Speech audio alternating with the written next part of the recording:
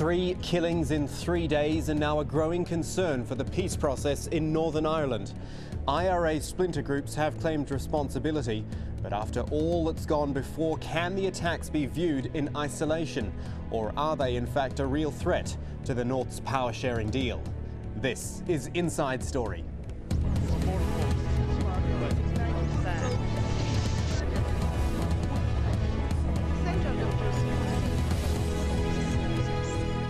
Hello there, I'm Kamal Santamaria. A British soldier hasn't been killed in Northern Ireland since 1997. Just a few days ago, 2 died in one single attack, triggering memories of the 3 decades of death and unrest which befell Northern Ireland last century. And then a policeman was killed 2 days later, prompting some to ask, what's really going on here? Is this the start of something, or are we simply reading too much into it? The first incident was on Saturday evening when 4 British soldiers came out of their barracks to collect, of all things, a pizza delivery. 2 gunmen in a car nearby opened fire, killing 2 of the 4 soldiers. A paramilitary group known as the Real IRA claimed responsibility. And then you have the second incident. That one happened on Monday evening after a woman called the police when a brick was thrown through her window. Then when the policemen arrived at the scene, nearby gunmen started shooting indiscriminately, killing an Irish policeman. Another paramilitary group, this one the Continuity IRA, claimed responsibility for the shooting and warned of further attacks. And so we come back to that original question. Is that nightmare which Britain and Northern Ireland thought was over possibly making something of a return? Now, this all needs some context because there is plenty of history between Ireland, Northern Ireland and the United Kingdom. Here's the map first of all. Have a look. We're going to explain it geographically. The Republic of Ireland is its own country. It has its seat of power in Dublin. Northern Ireland, however, its capital in Belfast, is a separate British province. It does have its own regional government, but ultimately it is part of the UK. It has up to 18 members of Parliament sitting in London, hence the country's full name, you may not know this, the United Kingdom of Great Britain and Northern Ireland. But for centuries before, the British controlled the whole of Ireland. It was following a bloody war of independence in the 1920s that gave 26 of Ireland's counties, populated mainly by Catholics, their independence. But 6 of them in the north, with Protestant majorities, stayed part of the UK. And so you have the split between those who want Northern Ireland to remain part of the UK, they're the Unionists, and those who favour one single Irish republic, they are the Nationalists. And the decades of conflict born out of that split is known broadly as the Troubles. Let's explain that to you as well. It flared in the late 1960s when Northern Ireland's underprivileged Catholic minority campaigned for things like equal housing, equal employment, voting rights. That resulted in violence between them and the Unionists, who we spoke about earlier. British troops were even called onto the streets. They stayed there for more than 30 years. And in 1972, the British government took quite a drastic move. They suspended the province's parliament. They imposed direct rule from London. But the violence continued. Over 3,000 died as the Catholic IRA bombed the streets of Northern Ireland. And don't forget mainland Britain. And Unionist paramilitaries known as Loyalists targeted the province's Catholics. And it wasn't until 1998, much later, after years of attempted negotiations, that effective ceasefires were declared on both sides. It was a plan known as the Good Friday Agreement. But still, it took almost another decade for the politics to actually catch up with the agreement, when a groundbreaking power-sharing deal was finally agreed between the nationalist group, they called Sinn Féin, and the Democratic Unionist Party. And there's been ongoing small-scale violence in the past 10 years, but the severity of the latest attacks have taken this province by surprise. The highest-profile paramilitary group was the Provisional IRA, which fought for independence from the UK and reunion with the South. Their political wing, we've mentioned them already, was the Sinn Féin party. In 1998, they agreed to a truce that has broadly held ever since, but these shootings have been claimed by 2 IRA splinter groups. Stay with us on this one. The Real IRA. They broke away over Sinn Féin's involvement in the peace process. They were behind one of the most serious bombings in Northern Ireland, Omagh, back in 1998. The other group, that's the one that claims responsibility for the police shooting, they're called the Continuity IRA. They formed in the 1980s. They oppose that Good Friday Agreement, but have been limited in the number of attacks they have carried out. So that is the history. It is admittedly a bit brief and a bit broad, but we're going to discuss it now and the current situation with our guests. In Dublin is Declan de Bredin. He is a political correspondent for the Irish Times, the author of a book called The Far Side of Revenge. In London, Shane GREER, a Northern Ireland political analyst, the executive editor also of Total Politics magazine, and in Belfast is journalist and author EAMON MALLEY. Gentlemen, thanks for joining us. First of all, I would like to go to the phone. On the line from Strasbourg is Jim Allister, who is the leader of the traditional Unionist Voice, the TUV party, member of the European Parliament. We're just going to have a couple of quick questions with you, Mr. Allister. Thank you for your time. Just tell me your initial reaction when you heard this news. If you can, I know this is difficult, strip away the politics, just your initial feeling, your reaction when you heard this. Well, obviously I was horrified, but I would have to frankly say I wasn't terribly surprised, because the political structures that we have built in Northern Ireland under the Belfast or Good Friday Agreement are those which have rewarded terrorism. And therefore, when you reward terrorism, you shouldn't be terribly surprised that you get more terrorism. What I mean by rewarding terrorism, that the structures that we introduced guaranteed forever to IRA Sinn Féin, those who had murdered hundreds upon hundreds of people in pursuit of their wicked campaign against civilians and security forces for 3 decades. It guaranteed to them that in return for them killing less and even stopping killing, that they would be guaranteed a place forever in the government that they wish to destroy, of the province they wish to destroy. And so we end up today with 3 convicted terrorist government ministers. We end up today with a convicted terrorist in the highest office in the land, that of Joint First Minister. So we openly, blatantly, and in the utmost folly rewarded terrorism, and therefore I am not surprised that others, having seen that violence pays, now revert to exactly the same tactic that got Sinn Féin IRA their political advances, that of killing British soldiers, that of killing policemen, that of killing that of trying to kill pizza delivery men whose crime was to dare to deliver a pizza to an army base, and then they are depicted as collaborators. And why do you think? Something which we are familiar with, because for years that's how the IRA justified the murder of civilians in Northern Ireland, because they dared to take the laundry to a police station, or they dared to build a wall at a police station. Okay, so why do you think then, sorry to interrupt you, Mr. Allister, but why do you think it's happened now then? We made the point that this hasn't happened, something like this hasn't happened for the best part of a decade. Because I think they have been watching, seeing the fruits of violence coming to fruition in the present governmental arrangements, where you have what I described. And of course they have been building their processes, but they've been aided by the fact that part of the concession process to Sinn Féin IRA was to dismantle our security systems, was to get rid of the Royal Ulster Constabulary, which stood in the front line against terrorism, to replace it by a civic policing service, which we call the Police Service of Northern Ireland, to remove effectively its special branch intelligence gathering dimension, which had been so successful in countering terrorism, and in other words, to denude it to the point where it is ineffective and inefficient in facing terrorism. And of course, they let all that cement into place before they launch from the position of advantage that gives them. And that, I believe, is why, along with building up their own recruitment, that they've chosen now to move forward, aping what IRA, Provisional IRA and Sinn Féin did for 30 years, in the hope of extracting similar political concessions on the foot of their violence. The thoughts there of the leader of the Traditional Unionist Voice Party, Jim Allister, on the line from Strasbourg. Thank you for your time, Mr. Allister.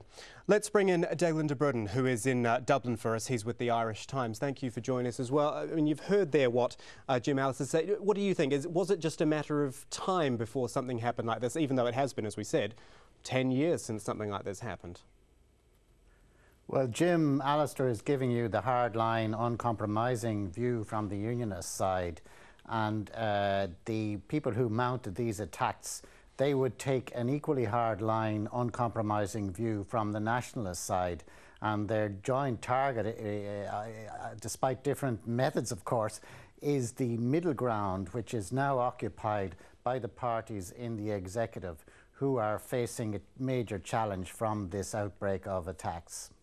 Eamon Malley in Belfast, what do you make of the two attacks? We've got two, it appears, different splinter groups who are taking responsibility for two different attacks. Is there any level of coordination? Is it copycat, perhaps? What do you make of it?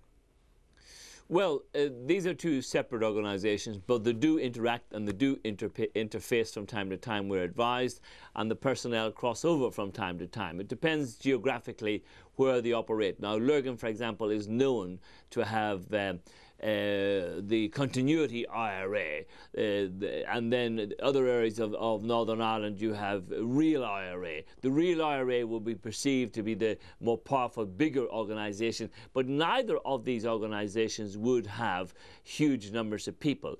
But you don't need huge numbers of people. We saw what happened in Alabama today. We heard, I think there's a report coming through of a parallel incident in Germany, I think, where one gunman can go in and wipe out 10, 15 people. So you don't need huge numbers and you don't need a huge amount of guns. But let me just deal with the real IRA. They have bungled a lot of operations in the last 10 years. After Omagh, they went underground slightly. There is a little concern here within security circles because of this. Recently, a bomb was abandoned in County Down. Now, that bomb was a very sophisticated bomb which had the capacity to repeat Omagh, where 29 people were killed there. It was a very sophisticated bomb. The army were quite shocked at the level of sophistication attaching to that bomb. Then you take the shooting of the soldiers at MASSEREENE Army Base Barracks in County Antrim at the weekend.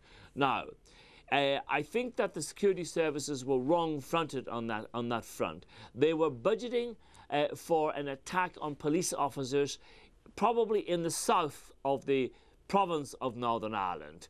And these people chose to strike at what could be deemed to be an easy target in the north of the province at Massereen and County Antrim. Pizzas were being delivered and the gunmen struck, and in a very ruthless, sophisticated operation wiped out two soldiers and could have killed 6 people there, including the pizza delivery men. So there is something of a step change in the sophistication or in the ability of these people to do things. And that, I think, is what's worrying the security services here.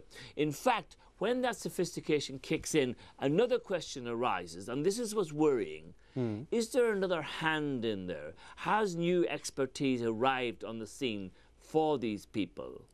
Or is there some malign influence at work in there, potentially strengthening their hand for ulterior motives? Okay, then We've lived here a long time. Let me add another question to that, and I'll put it to Shane GREER, bring him into the discussion as well. With everything that we've just heard Eamon Malley say there, the levels of sophistication in this attack and possibly coordination even, how much tougher do you think it's going to be to actually track them down and maybe, hopefully, stop this type of thing happening again? It's always tough to track people like this down, and even ignoring the sophistication. These people grew up in an environment where they're designed to be clandestine. But what's important to bear in mind here is that the people of Northern Ireland have sent a very strong message over the past decade. They've said that they don't want to return to violence. They have said that they want to embrace a peaceful political process, and that's exactly what we're seeing here. People like Jim Allister, who we heard from earlier in the show, still live in the old mindset of several decades ago. It's people like them, and it's people like these individuals, the so-called continuity IRA and the so-called real IRA, who've carried out these attacks. It's those kinds of individuals who want to return Northern Ireland to a situation years past. The reality is we have moved beyond it. The people of Northern Ireland have embraced a peaceful process. These people will not undermine that process, and the security forces will do everything in their power to apprehend them and to bring them to the kind of justice they wouldn't give to their apparent adversaries. Douglas de Bredon, let's go back to him in Dublin. I want to start talking about the threat to peace. Or perhaps, let's say, the perceived threat to peace, because I'm reading various things. Some people saying, yes, they're worried about this. Others saying, you know, it's more of a blip, if you like. It's not a serious threat to the peace, to the power sharing. What are your views on that? Is this something that could perhaps even galvanise the political leaders together even more? Well, in a sense, it has done that already. We've seen a show of unity by the two sides. You will know that Peter Robinson heads the mainly Protestant side of the government, and Martin McGuinness heads the nationalist, mainly Catholic side. And they have been peering together. Peter Robinson spoke very eloquently of the need to keep the power-sharing administration on the go. Martin McGuinness came out with an astonishing statement where he denounced the attackers, who would be former comrades of his, as traitors. And it's clear now that he's putting clear blue water between himself and those people who mounted the attack. And that is a very interesting and very major development, because it's quite clear that there will be a big security crackdown on this real IRA group in particular, and Martin McGuinness has essentially, at least verbally, signed up to it. So that's quite a dramatic development. And do you think the people believe it? Do they buy into it? I think they do. He's someone who says what he means and means what he says, whether you like it or not. This group at the moment, I would compare them to the Baader-Meinhof group in Germany back in the 70s, who caused a lot of turmoil and grabbed a lot of headlines, but had no popular base. I don't think this group has a popular base at the moment. If the power-sharing executive can hold its nerve and keep together, they won't develop a popular base. Eamon Malley, we are talking about two incidents here. Two, you could say, separate incidents, and as we've already said, the first two such incidents for 10 years. Do you think, as much as it could galvanise the politicians, as Declan was just saying, it could galvanise the movements into more action? Well, I think you have two competing elements here. And where you have competition, people want to be more machismo, you want to be more macho and possibly show more virility. But I have a long memory. I've lived through this like Declan for 30 years, covering it as a professional journalist. I remember when Ian Paisley, as the leader of the Democratic Unionist, Protestant Unionist Party, had a mere fledgling party. Now his deputy, Peter Robinson, is the First Minister in Northern Ireland. I remember when Republicans had no political base, nothing here. I remember asking an old Republican in South Armagh, how does it feel? What is it like for you? And he said to me, Republicans, he said, are like rats in a barrel. Everybody wants to put a fork or a grape in us. The Deputy Prime Minister of Northern Ireland, a former IRA commander, is now Mr. Martin McGuinness. So history can come back and bite us. History can eat us. But at this moment in time, I do not believe that these groups carrying out these attacks have any political base. In fact, I would go to say they have no political base. But if you are the Chief Constable and the authorities here mismanage this situation, and if people go into the field of a security nature and leave 3 or 4 bodies lying about someplace, things can change. The mood in the Catholic nationalist community could change. And that's why this whole security matter has to be handled so carefully, not to manufacture, create or grow a base for these people. And I think that's a big, big issue here. This, if there's an overreaction, I personally think there has been an overreaction. I thought it was absurd and injudicious when Gordon Brown choppered straight to Northern Ireland to visit here. I couldn't believe that, because that's the oxygen of publicity which these people want. It was extraordinary to do that. I think that it's time for cool heads here. OK, well, let's add something else then into the mix, and I'm going to read this to all of you. This was from an editorial actually in a newspaper here in Doha, showing the international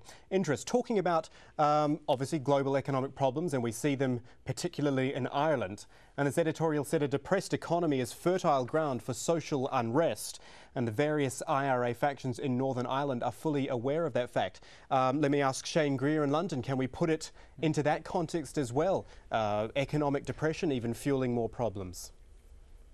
I don't think so. I don't think we want to look for some kind of rational expectation for this behaviour. I would echo the words of the Northern Ireland Secretary, Sean Woodward, who said he described this as these as acts of criminal barbarism. That's exactly what we're dealing with here. We're dealing with murder. We're dealing with violence. It's criminal violence, and it should be dealt with as such. The fact that we're going through a recession at the moment, I don't think is going to be any kind of factor in these individuals' minds. They want to derail the peace process. They want to return to a time when the situation in Northern Ireland is filled with violence, with explosions, with killings and so on. And that simply won't happen. And so long, if I can just echo, I think, what Eamon said a moment ago, so long as the political parties, the main political parties in Northern Ireland, can hold their nerve and deal with this in a cool-headed way, which I think they are and they have done and they will continue to do, then these people will be pushed to the side, as they should be, and will continue on the peaceful path that Northern Ireland has chosen to take. The challenge here, the challenge for the security forces, the challenge for the political parties in Northern Ireland is how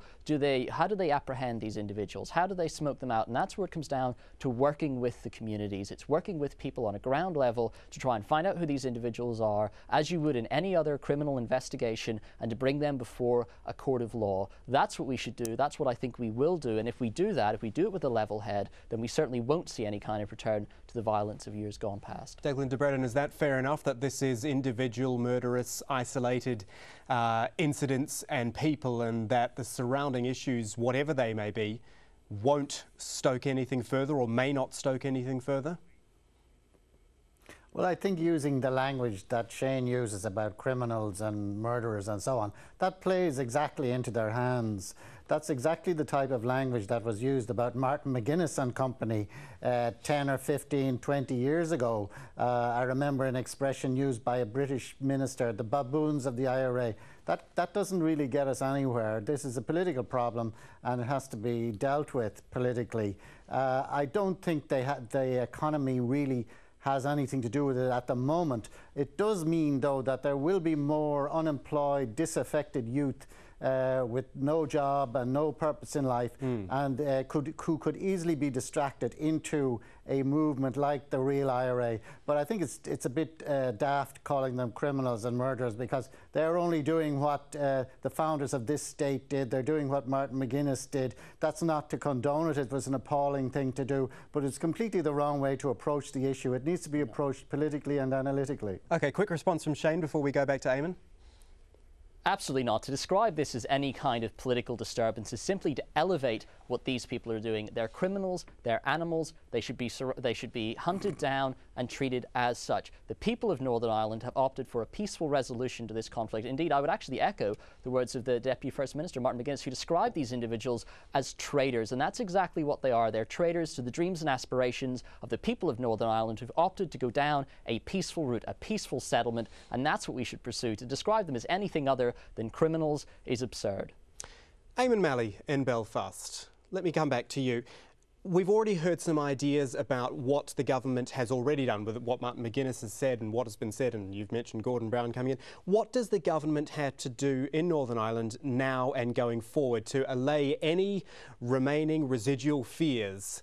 And people will have them, I'm sure, that this is the start of something, that there is a return to something bad here. Well, I think that if proper arrests take place, if people are tried and sent to jail, that would be a start. The danger is that there will be arrests and that they might end up being for the optics. But if people aren't arrested and if operations aren't interrupted, say for example we had 2 or 3 more police officers killed. Now, Hugh Ord has been very adamant in conversations with me and in interviews that there are no circumstances in which he will bring soldiers back onto the streets here. He said, if we've learned anything, he said, policing of civilians should be done by police. But if more police officers are killed here, police officers are part of the lifeblood of this place. If they are killed, again, there'll be a new dynamic here. And that's what must be avoided from here in. Because if it happens, then we could be into a new territory. Eamon Malley, thank you so much for those thoughts, and thanks also to our other guest, Declan de Bredin in Dublin, and Shane GREER in London. Great discussion, gentlemen. Thank you. And thank you very much. You, our viewer, thank you for joining us, as always, on this edition of Inside Story. Your thoughts, your suggestions, comments, you know where to send them. InsideStory@aljazeera.net. From the whole team, it's goodbye for now.